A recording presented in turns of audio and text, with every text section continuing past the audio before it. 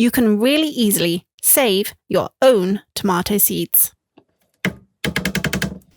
If you just want the quickest and easiest way to save tomato seeds, you can simply cut open a tomato, then squeeze your seeds onto some paper and leave them to dry. Simple. But as a plant scientist, I recommend you ferment your tomato seeds you want to save. Like I'll show you, it's actually really easy. Fermenting cleans the tomato seeds. It helps them store better, and it reduces the risk of diseases remaining on your seeds. So here's my easy method for saving better tomato seeds using fermentation. Step 1.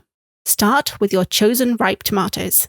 Here, I'm saving seed from a reliable old favourite, Gardener's Delight, and an heirloom variety called Ruby. So first, cut across the tomato equator, or middle of the tomato, not pole to pole, just like this. Then squeeze or scrape the seeds from the tomato fruit into a small, clean container. You might use an old jam jar like this one. Don't worry if you also end up with some small, squishy bits of tomato in the pot. Add clean water so the container is about half full, and give it a quick swirl. Then, put a lid loosely on the jar, or if you've not got a lid, cover with a piece of kitchen roll fixed with string or an elastic band.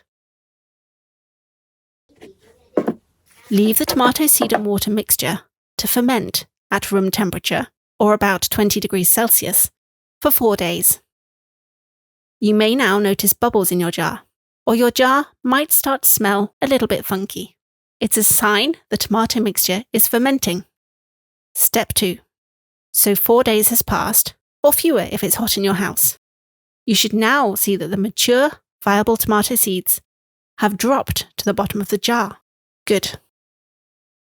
Tip your seeds into a sieve or fine mesh. Then, rinse with cold water. Here, my Gardener's Delight seeds look perfect.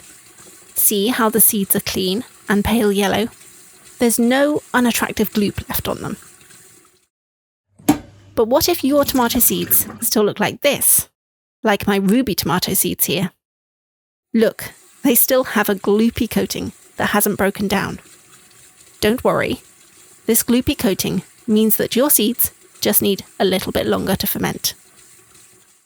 So in this case, put them back into the jar with some fresh water. Then leave them to ferment for another 2 or 3 days. After 2 or 3 days, try rinsing them again. And the seeds should look much cleaner with no more gloop. Step 3. So now you're at this gloop-free stage. Your tomato seeds are looking nice and clean. Shake the excess water off your seeds, or dab under the sieve with a towel.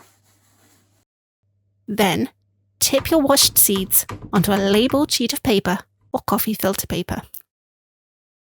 Don't use kitchen paper, because kitchen paper will stick to your seeds, and it'll make your seeds really hard to remove. Leave your seeds on the paper somewhere warm until they feel dry and look dry. In the damp UK weather, that means at least a few days drying. Finally, step 4. Now your seeds are fully dry, you can put your seeds into a paper or plastic bag. Label the bag so you don't forget what's in it. If you're not sure your seeds are dry enough, use a paper bag, which lets your seeds carry on drying. Mission complete. Your tomato seeds are successfully saved and ready to grow. But wait, can you save tomato seeds from any old tomato? Not quite. You don't want to save seeds from F1 hybrid tomato plants, like this. Find out what happened when I tried doing just that.